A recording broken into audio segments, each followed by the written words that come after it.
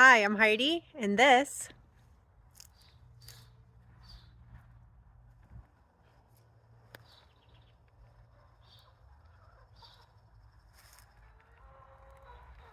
is my homestead. All right, it's time to let the chickens out. 3 of them can fly over top. We let them free range for a few hours every day just to get some grass. Come on, ladies. Enjoy.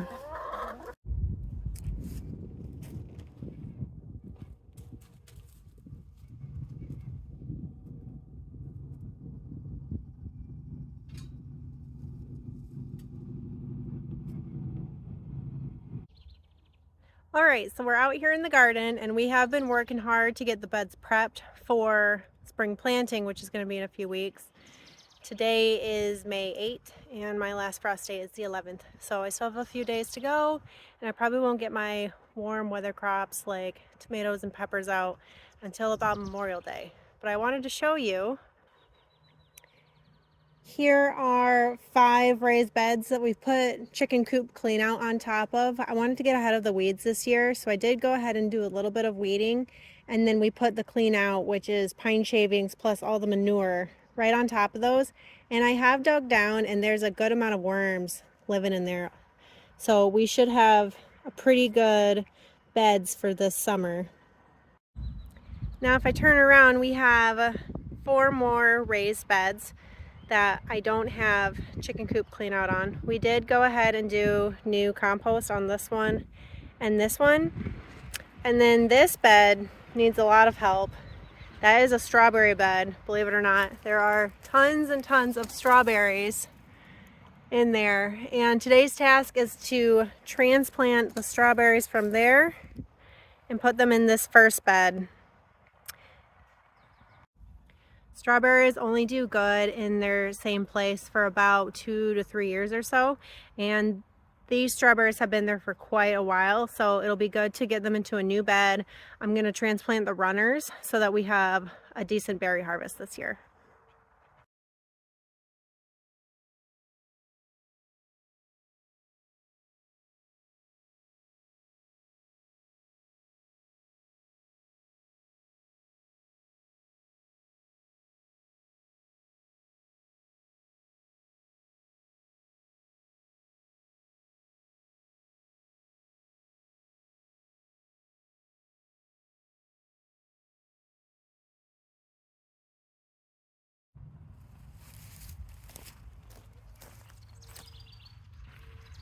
Okay, so I have a bucket of transplants and James has already started some in this bed. All we're going to do is take them and pop them right into the soil. I amended this soil last year with compost and then I did a leaf mulch on top. What I do is I run leaves over with my lawnmower and then I just put them on top of the garden beds.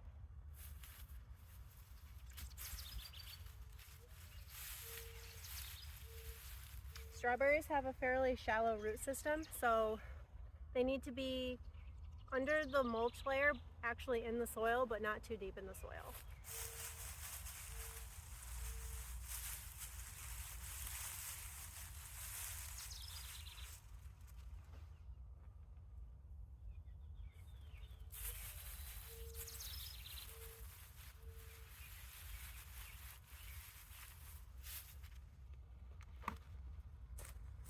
All right, and just like that, we have about 100 strawberry plants transplanted into the new bed.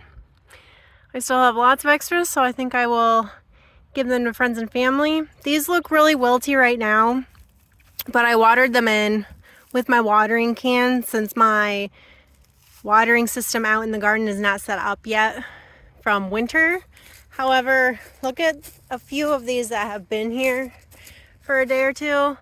These ones are much more upright and these will turn into that. I'm gonna water them for a few days until we get some rain and then they should be okay. Look at those lovely ladies out scratching around, getting the bugs and grubs in the tall grass. We haven't mowed yet, so it's good eating out there. And then to wrap this up, I thought I'd give you a little spring garden tour. So right here is the garlic bed. Garlic is planted in the fall. And then last year we harvested about mid-July, mid to late July. So the garlic will develop under the soil. It grows what's called a scape. You cut those off and you can eat those as well. And then that will tell the plant to put all your energy into making the garlic bulb.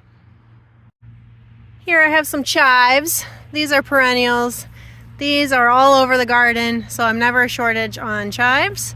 And then down here are some spring peas.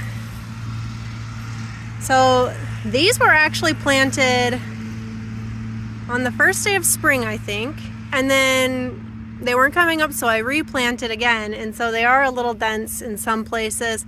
But I have these peas, and then I do have some more peas go under my trellis that I need to take care of. I have some more peas on this trellis, so we shouldn't have a shortage of peas this year. Over here is where we have more chicken coop clean out and where we planted our potatoes for the year. So what we did is we have a big broad fork. We came in, we loosened up the soil, and then we just plunged the potato right into the ground underneath all this compost. This is the second half of my garden. I call it the wilderness currently. It is where the established asparagus beds are. Asparagus! And we were really fortunate when we bought this property that there were a huge amount of established asparagus beds. I can show you one right here. Asparagus. Boop. Asparagus grows extremely fast. I harvest asparagus almost every day, and I harvested my first ones yesterday. So we're getting into asparagus season, and that means we'll be eating a lot of asparagus this month. In the wilderness, we also have 4 fruit trees, apples that we planted last year. 3 of them are doing great, and then this one is a little slow out of the gate for budding out. So we'll keep a special eye on them. But if you look at this one's got like tons of leaves, getting little blooms. Probably need to pull those off so that we continue to grow the roots. We don't want any production. This is only their second year. We want them to establish a really good root system before you can do fruit.